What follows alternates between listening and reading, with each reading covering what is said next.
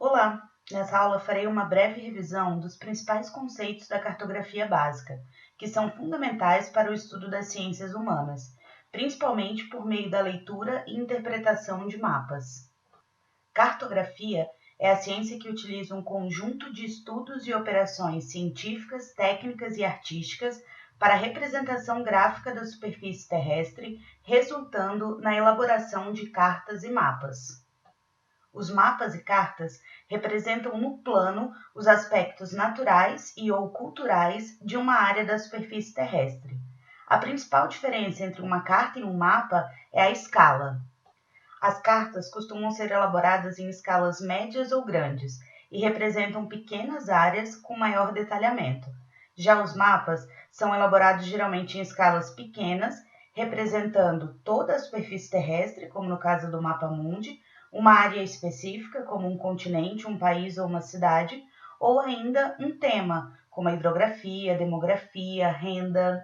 Existem alguns elementos que são obrigatórios em um mapa, diferenciando-o de uma imagem. Os principais são o título, que indica a informação a ser apresentada no mapa.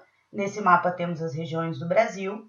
A fonte, que é o responsável pela elaboração do mapa, e nesse temos um mapa do IBGE. A escala, que nos apresenta a relação entre a representação no mapa e a distância real na superfície terrestre. A legenda, que identifica as cores e símbolos representados no mapa, e no caso, cada cor representada no mapa indica uma região brasileira. A orientação, todo mapa ou carta deve identificar pelo menos o norte geográfico. Alguns trazem a rosa dos ventos completa, com os pontos cardeais e colaterais. E o último elemento obrigatório é a projeção cartográfica, que indica o cálculo matemático utilizado para representar uma superfície esférica em um plano, de acordo com a área que vai ser representada. As principais projeções são a cilíndrica, cônica e a plana ou azimutal. Ao representar uma superfície esférica num plano, sempre teremos distorções, as deformações. A projeção adequada vai reduzir essas deformações.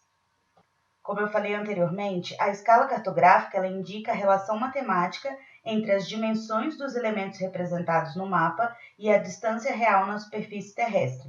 A escala pode ser representada de forma gráfica, quando ela vem desenhada na forma de uma régua, ou numérica, quando ela é apresentada como uma fração. Em uma escala de 1 para 100 mil centímetros, 1 centímetro no mapa corresponde a 100 mil centímetros na superfície terrestre. 100 mil centímetros correspondem a 1 quilômetro. Já numa escala de 1 para 5 milhões de centímetros, 1 centímetro no mapa corresponde a 5 milhões de centímetros na superfície terrestre ou 50 quilômetros. Veremos um exemplo de como a escala cartográfica é cobrada nessa questão do Enem de 2017. O enunciado da questão apresenta que uma equipe de ambientalistas apresentou um mapa de uma reserva ambiental em que faltava a especificação da escala utilizada para sua confecção. O problema foi resolvido pois um dos integrantes da equipe lembrava-se de que a distância real de 72 quilômetros percorrida na reserva equivalia a 3,6 centímetros no mapa. Então a pergunta é: qual foi a escala utilizada na confecção do mapa? Então a questão apresenta que os 72 quilômetros percorridos na reserva correspondem a 3,6 centímetros no mapa. O primeiro passo é definir quanto equivale 1 centímetro no mapa. Para isso, basta dividir os 72 quilômetros por 3,6 centímetros.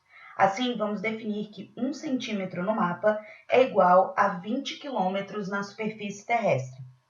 Se 1 quilômetro corresponde a 1.000 metros e 1 metro contém 100 centímetros, podemos concluir que 1 quilômetro é igual a 100 mil centímetros.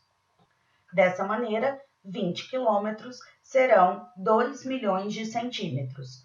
Portanto, a escala do mapa é de 1 para 2 milhões de centímetros.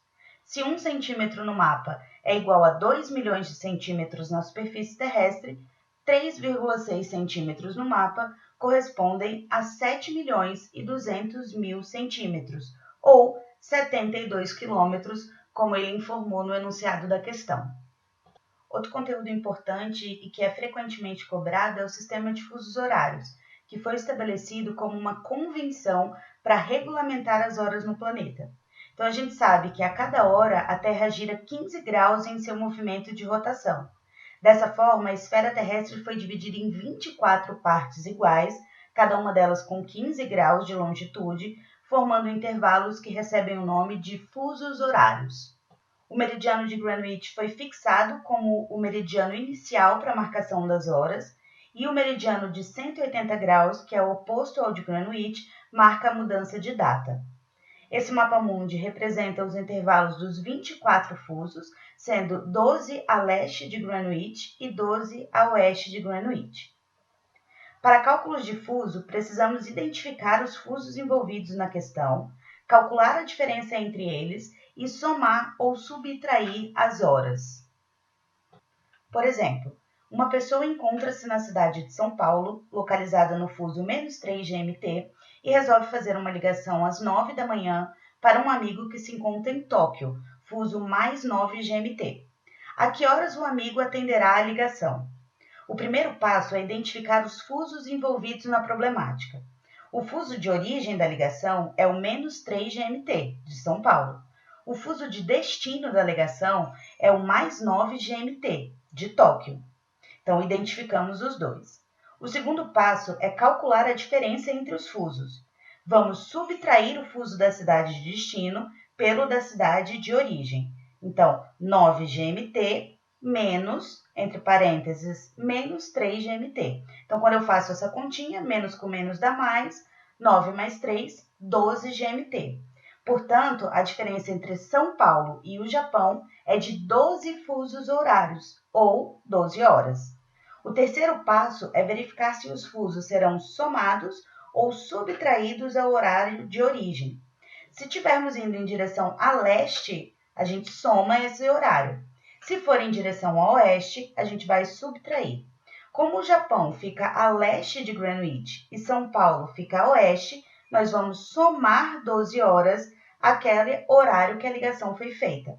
Então, a ligação foi feita às 9 horas de São Paulo, mais 12 horas, que é a diferença entre os dois horários, significa que a pessoa atendeu a ligação em Tóquio às 21 horas, ok?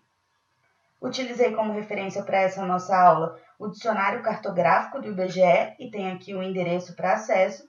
Qualquer dúvidas e sugestões podem ser direcionadas aos canais de comunicação informados e até a próxima aula.